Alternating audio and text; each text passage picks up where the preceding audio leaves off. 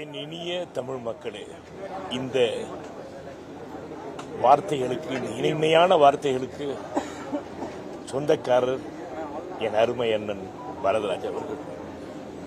இனிமே அந்த குரல் இனிமே கேட்க போறோமா தெரியும். ஆனா இந்த குரல் நம்ம கூடயே வாழ்ந்துட்டு இருக்கும். கிராமத்து கதைகள், கலாச்சாரத்தை மையமிட்டு முக்காவாசி படங்கள் அவர் எடுத்திருக்காரு. அந்த எனது இனிய மக்கள் அப்படின்னு ஒரு வார்த்தை வரும்போதே திரையரங்கமே கரகோஷமா இருக்கும். அப்படி மக்களோட மனசுல போய் ஒரு அருமையான ஒரு இடத்தை பிடிச்சவர் என் அருமையான பாரதிராஜா அவர். முதல் மரியாதை படம் பார்த்துட்டு ஐயா கூப்பிட்டாங்க.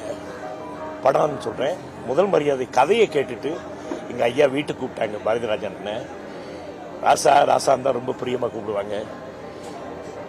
நான் எத்தனையோ படங்கள் பண்ணிட்டேன், எத்தனையோ கலைஞர்கள் கூட, எத்தனையோ டைரக்டர்ஸ் கூட பண்ணியிருக்கேன், நல்ல நல்ல படங்கள்லாம் பண்ணியிருக்கேன்.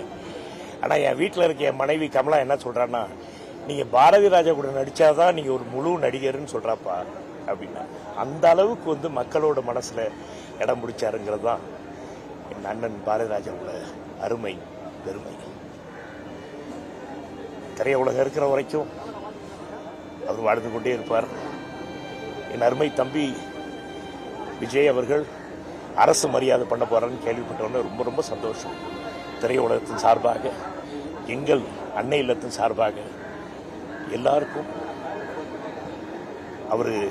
விஜய் அவருக்கு நன்றி சொல்லி, மற்ற ரசிகர்கள் அத்தனை பேருக்கும், அவரது குடும்பத்தாருக்கு எங்களோட ஆழ்ந்த அனுதாபங்களை தெரிவிச்சுட்டு விடைபெறுகிறேன். வணக்கம்.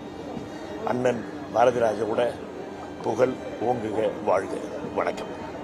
பிளே ஸ்டோர் மற்றும் ஆப் ஸ்டோரில் இருந்து பாலிமர் செயலியை QR கோடு மூலம் பதிவிறக்கம் செய்யுங்கள்.